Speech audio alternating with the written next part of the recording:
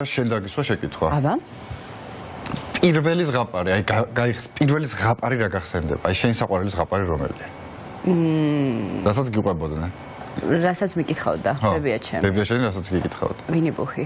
ვინი-პუხი შესანიშნავია, ეს არის ბევრ რაღაც მეგობრები როგორ შეძლებენ ამა თუ იმ დაბრკოლების გადალახვას, ხო, ამაზე არის და თან ფანტაზიასაც შესანიშნავად ხსნის ზღაპრები, ხო, ეს არის უმნიშვნელოვანესი ამბავი, რაც ჩვენი ბავშვობიდან მოყვება და აუცილებელი არის ზღაპრის წაკითხვა ბავშვისთვის, მე ასე ვუყურებ ყოველ შემთხვევაში, თუმცა მე სხვათა შორის ზღაპრის წაკითხვა ჩემი შვილისთვის ნაკლებად გამომდიოდა, მაგრამ მაინც რაც გამომდიოდა ასაც ვცდილობდი კარგად გამოსულიყო. ხო, ჩვენი სტუმრები არიან გიორგი ლიპარიშვილი, მასწავლებელი, რომელიც ყოველ შაბათს მზიურის კაფეში პატარებს სხვადასხვა ზღაპრებს უკითხავს და აცნობს და ასევე ფსიქოლოგი ნინო ბუაძე კიდევ უფრო სიღრმისეულად აგვიხსნის თუ რამ ხელა მნიშვნელობა აქვს ზღაპრებს ჩვენი ბავშვებისთვის, პატარა მეგობრებისთვის. დილამშვიდობის და მადლობა რომ ხართ ჩვენთან სტუმრად. არ ვიცი, რამდენად ზუსტად გავაკეთე და კარგად გავაკეთე ეს შესავალი, თუმცა მგონია რომ ყველა ბავშვისთვის ძალიან მნიშვნელოვანია და ასევე ყველა მშობლისთვის ძალიან მნიშვნელოვანია ეს ურთიერთობა, რასაც ზღაპრის გაცნობა ქვია, ზღაპრის წაკითხვა ქვია. და არ ვიცი ისიც სწორად აღნიშნეთ თუ არა ფანტაზიას ხსნის თუ არა ზღაპარი. კი ბატონო, დიდი მადლობა. ნამდვილად გამეხარდა რომ აქცენტი მშობელზეც გააკეთეთ, იმიტომ რომ რაღაცა თამაშებია ბავშვებთან განმავითარებელი თუ ზღაპრის კითხვა თუ ასე შემდეგ, გონია რომ მხოლოდ ცალმხრივი პროცესია ეს და რაღაცა თითქოს მშობლები ან პედაგოგები აკეთებენ ბავშვებისთვის და რა კარგია რომ ბავშვებისთვის ამას ვაკეთებთ, მაგრამ საკუთარი თავისთვისაც როგორი საინტერესოა და აი ზღაპარს რომელსაც შეიძლება შენს ბავშვობაში გიკითხავდნენ, ეხლა როცა შენს შვილს უზიარებ, იქ რამდენ საინტერესო რამეს აღმოაჩენ და მართლა როგორი სასიამოვნო პროცესია, ხო? აი ამაზე ფოკუსირებაც აუცილებელია.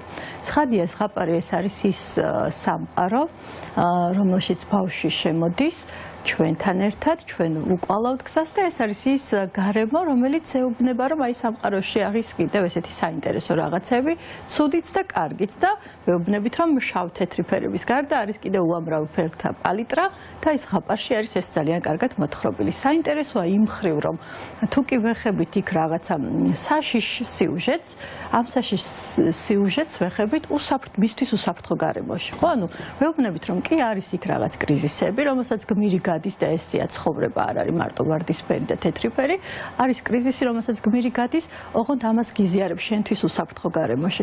ვეხებით ბავშვის ემოციური ინტელექტს, იმიტომ რომ იქ გმირი რაღაცა კარგულ კრიზისს გადის, მიდის რაღაც თავგადასავალში, სადაც ხან მარცხდება, ხან იმარჯვებს და ბავშვი საკუთარი თავის იდენტიფიცირებას ახდენს ამ დროს გმირთან.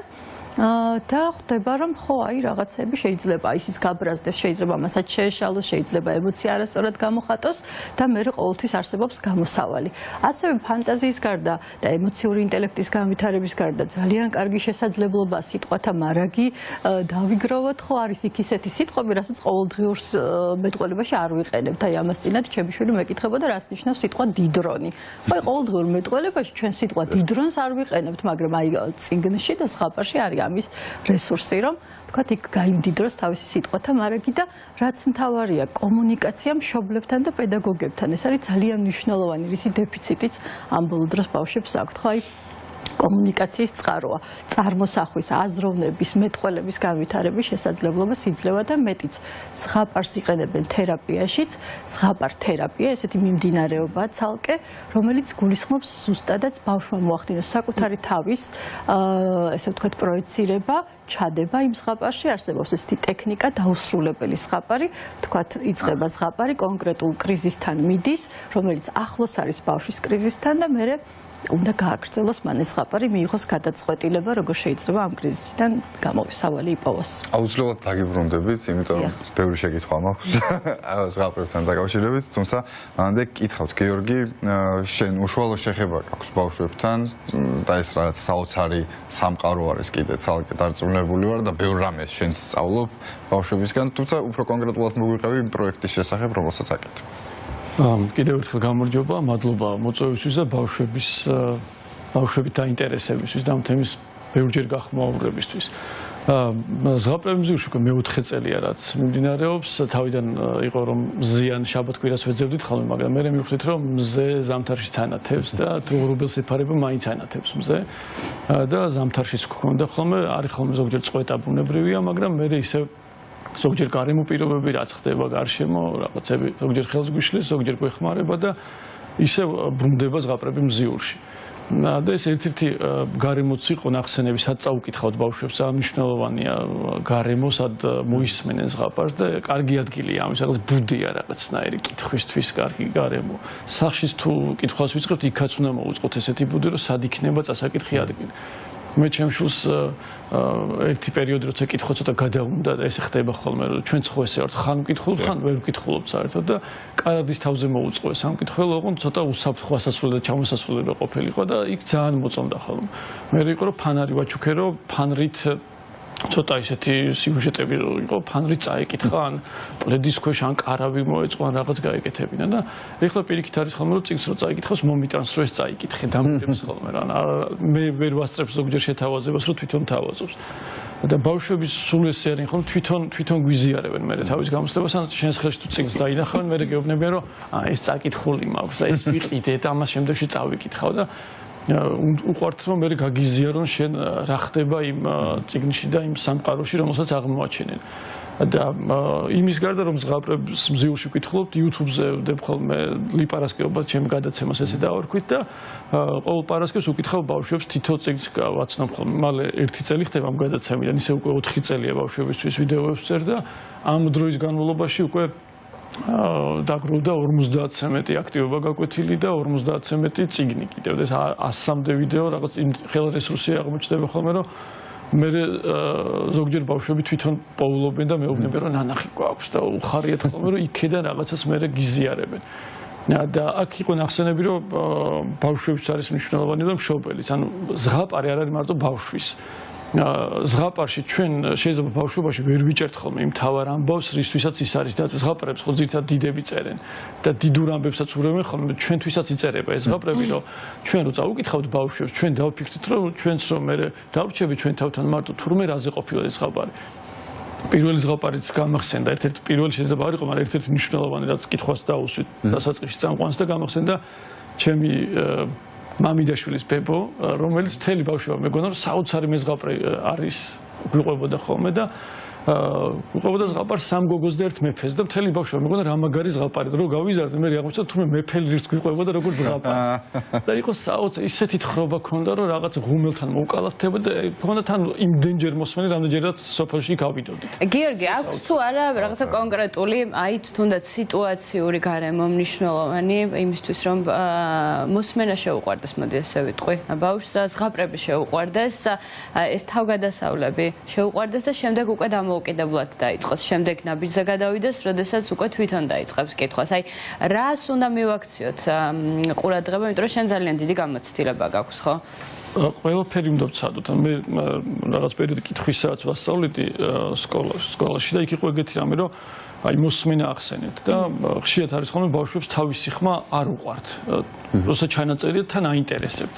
და ვაწერინებდი ამ ზღაპარს და მე უსმენდი და წაკითხვა თუ ეზარებოდა თაბა ვინ არის შემდეგ მე ვარ პირველი მე ვარ იმიტომ რომ აინტერესებდათ რომ თავისი ხმა ნეტა როგორ ისმის და ჩემს პირობითად ტელეფონში და მე თავის ხმას უსმენდნენ ან იყო რომ აი მაგალითად წიგნს კითხულობდით ამოტრიალებული და უნდა გვენახა რომ როგორ წაიკითხავდნენ და ყველა მაგას ესე რა გვინდაო თავიდან მე რა გინდა და იმ მშობელი თუ გეტყვით რომ აი წიგნი უკუღმა გიჭირავს შენ მე ესეც ვკითხულობ და მე რეცდოდენ მართლა ესე წაიკითხა და აი არა აქ მნიშვნელობა როგორ ისწავლის კითხვას ხომ თავარი რომ კითხვამდე მივიდეს და შეუყვარდეს და ეს გარემო და სიტუაცია არის მნიშვნელოვანი და კიდევ არის რომ პატარა უნდა იყოს რასაც ანუ პატარა წიგნები ძალიან მნიშვნელოვანი და მეც ვაპატარავებ ხოლმე ზოგჯერ მაგალითად მინდა რომ ნახოთ დიდ წიგნს ვკითხულობთ ახლა მზიურში და ამასაც ვაჩვენებ ჩვენს მაყურებელს აი დიდ წიგნის პატარა ვერსიებსაც გავაკეთებ რა მაგარი რომ აქ მე თვითონ ჩახატავს გმირს ჩახატავს მაგალითად როგორ გამოიყურება ან თუ ჯერ წერა არის ის წერა და ხატვა ბიძაშვილები არიან და ხატვით დაიწყებს ჯერ და მე გააგრძელებს.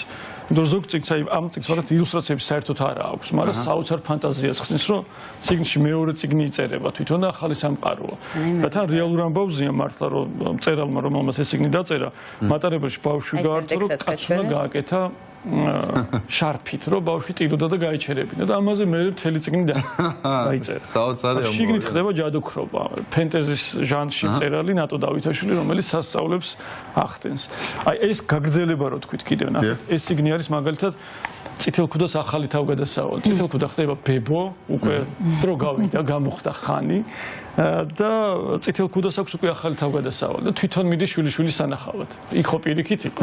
და აქაც ესეც მზიურში წაკითხული გვაქვს და ისეთი ზღაპარია, რომ ბევრჯერ რომ მიუბრუნდები და თან ნახატიც შვენივრად გამოიყოფა. ნინო, აუცილებლად უნდა გკითხოთ, აი თქვენ ახსენეთ, თავის თავს აიგივებს ბავშვი, ხო? ყოველთვის ესე ხდება თუ არა, როდესაც აი რაღაცა კონკრეტულ პერსონაჟს აირჩევს თუ არა ყოველთვის ბავშვი და რისი მომტანი არის ეს?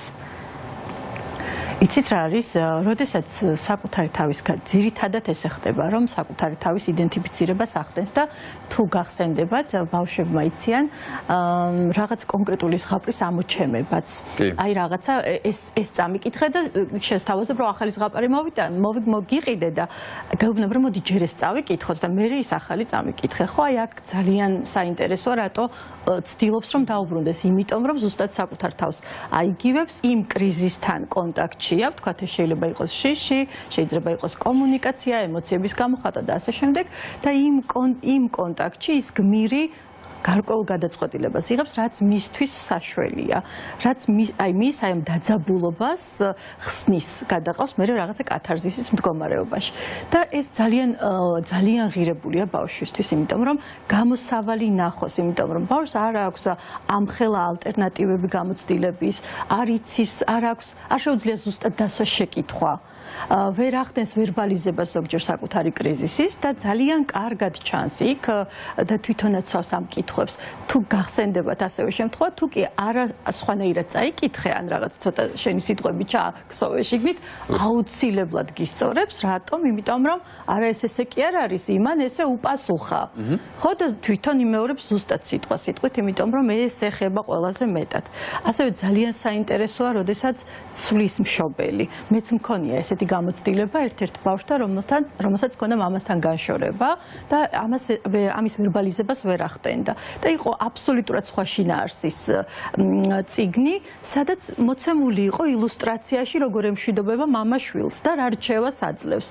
ეს ბავშვი სისტემატურად მთხოვდა ამ წიგნთან დაბრუნებას, იმიტომ რომ მხოლოდ აი ამ ილუსტრაციაში იყო მოცემული ის კრიზისი, რომელიც მისთვის ახლო იყო და ესეც ძალიან კარგია, თუ მშობელი გრძნობს, რომ ბავშვს სხვანაირად ეხება და შეიძლება შეცვალოს მისი სიუჟეტი აქედან გამომდინარე. თქვენ დასაწყისში ახსენეთ, რომ აი შეიძლება რაღაც საშიში ამბავი მოუყვეთ, დავუშვათ ის მოუყვეთ კი არა უნდა მოუყვეთ ესეთ გარემოში, სადაც თავს დასულად გრძნობს, მაგრამ რაღაც ზღაპრები მახსენდება, რომელიც არის ძალიან სასტიკი ხანდახან.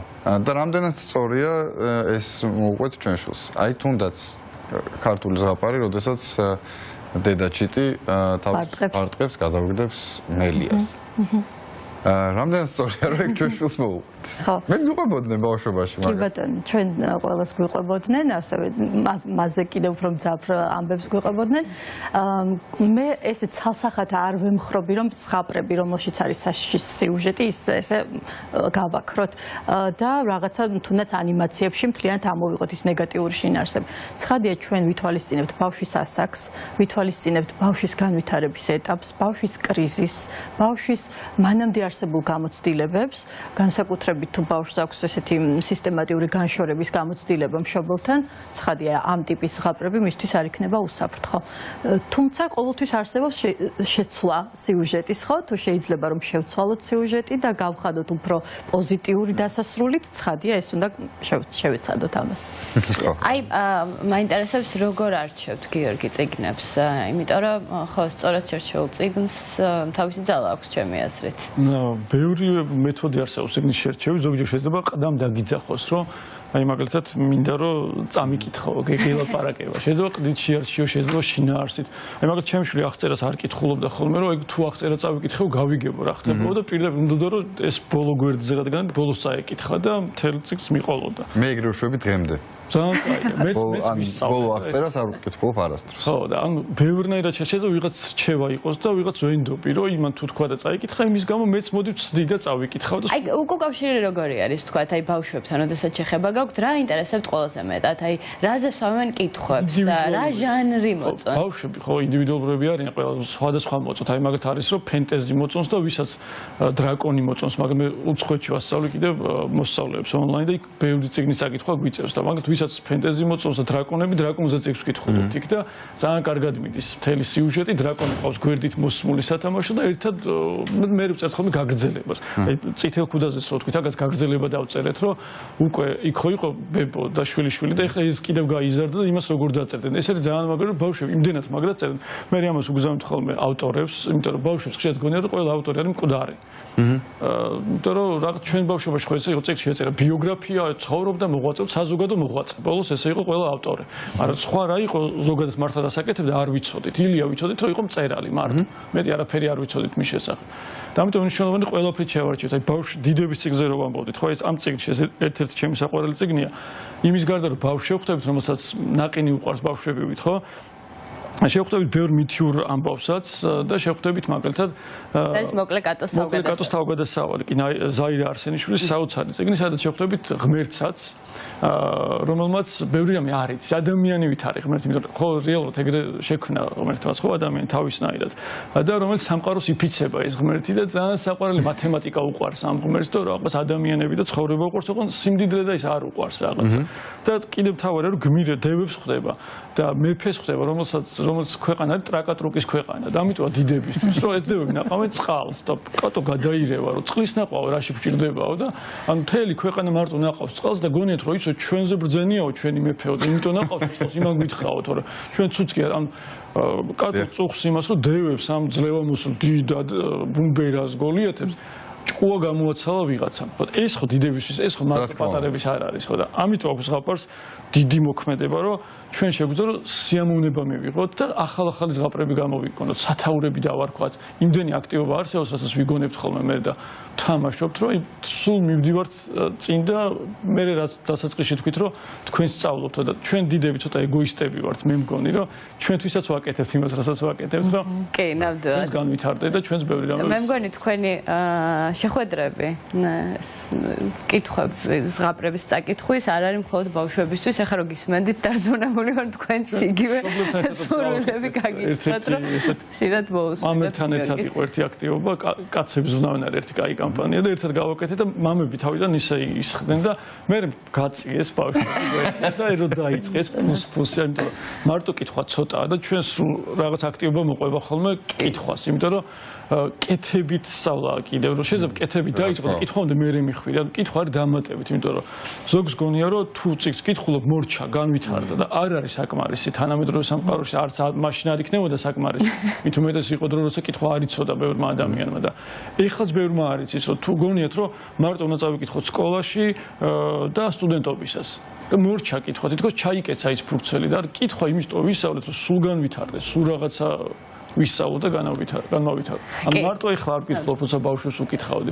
სულ რაღაცა ვცდილობ რომ წავიკითხო. ძიების პროცესში ხართ დარწმუნებული ვარ ყოველთვის. ძალიან დიდი მადლობა რომ დაგითხრათ იმისთვის რომ ჩვენი სტუმრები იყავით და ძალიან დიდი მადლობა იმისთვის რაც რჩევებიც მოგვეცით, ხო? იმიტომ რომ არ ვიცი, ალბათ ერთ-ერთი ყველაზე მნიშვნელოვანი თემა არის ბავშვობაში როგორ შეგაყვარებენ კითხვას და მოსმენას, რაც შემდეგ ძალიან დიდ გავლენას ახდენს, რა თქმა უნდა.